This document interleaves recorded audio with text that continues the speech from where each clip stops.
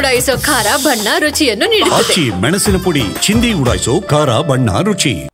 ಪಹಲ್ಗಾಮ್ ದಾಳಿ ಬಳಿಕ ಭಾರತೀಯ ಸೇನೆ ರೊಚ್ಚಿಗೆದ್ದಿದ್ದು ಕಣಿವೆ ನಾಡಿನಲ್ಲಿ ಉಗ್ರರ ವಿರುದ್ಧ ಕಾರ್ಯಾಚರಣೆ ನಡೆಸುತ್ತಾರೆ. ಗಡಿ ಗ್ರಾಮಗಳಲ್ಲಿ ಯುದ್ಧದ ಕಾರ್ಮೋಡವೇ ಆವರಿಸಿದೆ. ಈ ನಡುವೆ ಉಗ್ರರು ಹೇಗೆ ದಾಳಿ ಇಟ್ರು, ಹೇಗೆ ಅಟ್ಯಾಕ್ ಮಾಡಿದ್ರು ಅನ್ನೋದು ಎನ್ಐಎ ತನಿಖೆಯಿಂದ ಬಟಾಬಯಲಾಗಿದೆ. ಮಾಡಬೇಕಾದಂತ ಅಗತ್ಯ ಇಲ್ಲ. ನಾವು ಯುದ್ಧದ ಪರ ಇಲ್ಲ. ನಾವು ಶಾಂತಿ ಇರಬೇಕು. ನಾವು ಯುದ್ಧದ ಪರ ಇಲ್ಲ ಎಂದ ಸಿಎಂ ಸಿದ್ದರಾಮಯ್ಯ. ಸಿಎಂ ಮಾತಿಗೂ ಬಿಜೆಪಿ ನಾಯಕರ ಆಕ್ರೋಶ. ಕಾಶ್ಮೀರದ ಪಹಲ್ಗಾಮ್ನಲ್ಲಿ ಏಪ್ರಿಲ್ 22ರಂದು ಪಾಕ್ ಮೂಲದ ಉಗ್ರರು ಪ್ರವಾಸಿಗರನ್ನ ನಿರ್ದಯವಾಗಿ ಕೊಂದು ಹಾಕ್ತಿದ್ದಂತೆ ಇಡೀ ದೇಶ ಆಕ್ರೋಶಗೊಂಡಿದೆ. ಗಡಿಯುದ್ದಕ್ಕೂ ಯುದ್ಧದ ಭೀತಿ ಶುರುವಾಗಿದೆ. ಅತ್ತ ಪಾಕ್ ಸೈನಿಕರು ಅಪ್ರಚೋದಿತ ಗುಂಡಿನ ದಾಳಿ ನಡೆಸಿದ್ರೆ ಇತ್ತ ಭಾರತೀಯ ಸೈನಿಕರು ಕೂಡ ಸಮರಕ್ಕೆ ಸನ್ನದ್ಧವಾಗಿ ನಿಂತಿದ್ದಾರೆ. ಇಂಥ ಹೊತ್ತಲ್ಲೇ ನಿನ್ನೆ ಮೈಸೂರಿನಲ್ಲಿ ಮಾತನಾಡಿದ್ದ ಸಿಎಂ, ನಾವು ಯುದ್ಧದ ಪರ ಇಲ್ಲ, ಶಾಂತಿ ಇರಬೇಕು, ಜನರಿಗೆ ಭದ್ರತೆ ಇರಬೇಕು ಅಂತ ಹೇಳಿದ್ರು. ಯುದ್ಧ ಮಾಡಬೇಕಾದಂತ ಅಗತ್ಯ ಇಲ್ಲ. ಬಿಗಿ ಕ್ರಮಗಳು ತಗೋಬೇಕು ಅಷ್ಟೇ. ಭದ್ರತಾ ವ್ಯವಸ್ಥೆಯನ್ನ ಬಿಗಿ ಮಾಡ್ತಕ್ಕಂಥ ಕೆಲಸವನ್ನು ಮಾಡಬೇಕು. ಯುದ್ಧದ ಪರ ಇಲ್ಲ. ನಾವು ಕೇಂದ್ರ ಸರ್ಕಾರ ಭದ್ರತಾ ಕ್ರಮಗಳನ್ನು ತಗೋಬೇಕು. ಸಿದ್ದರಾಮಯ್ಯರನ್ನ ಪಾಕಿಸ್ತಾನಕ್ಕೆ ಕಳಿಸಬೇಕು ಎಂದ Shettar.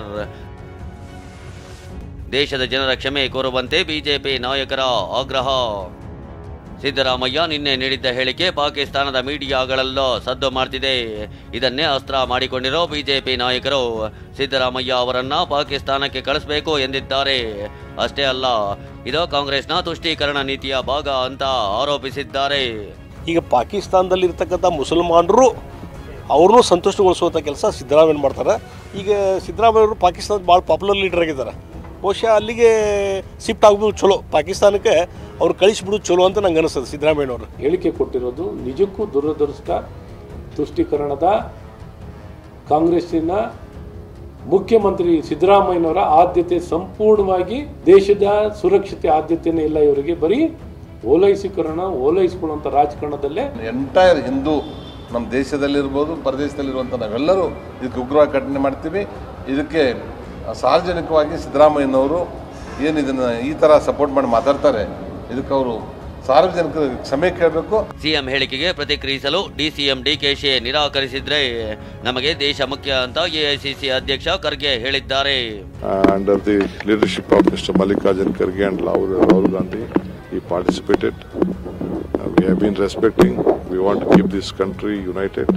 So whatever the chief minister has spoken, I don't want to comment on it. You better ask him because we have to ask his version. I don't want to comment anything else. ನಮ್ಮ ದೇಶ ಮುಖ್ಯ. ನಾನಿರ್ಬೋದು ಹೋಗ್ಬೋದು, ಮೋದಿ ಇರ್ಬೋದು ಹೋಗ್ಬೋದು, ಶಾ ಇರ್ಬೋದು ಹೋಗ್ಬೋದು, ಆದರೆ ದೇಶ ಮಾತ್ರ ಇದು ಕಾಲಾನುಕಾಲದಿಂದ ಉಳಿತದೆ.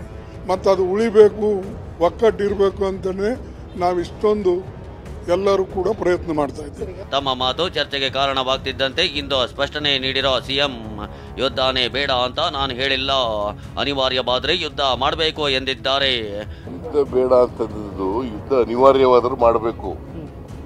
ನಾವನ್ನೆಲ್ಲ ಅವ್ರಿಗೂ ಬುದ್ಧಿ ಇಲ್ಲ. ಅನಿವಾರ್ಯ ಆದ್ರೆ ಮಾತ್ರ ಮಾಡಬೇಕು. ಯುದ್ಧದಿಂದ ಪರಿಹಾರ ಆಗೋದಿಲ್ಲ. ಯುದ್ಧ ಅನಿವಾರ್ಯ ಆದ್ರೆ ಮಾಡಬೇಕಾಗ್ತದೆ. ಗೊತ್ತಾಯ್ತಾ?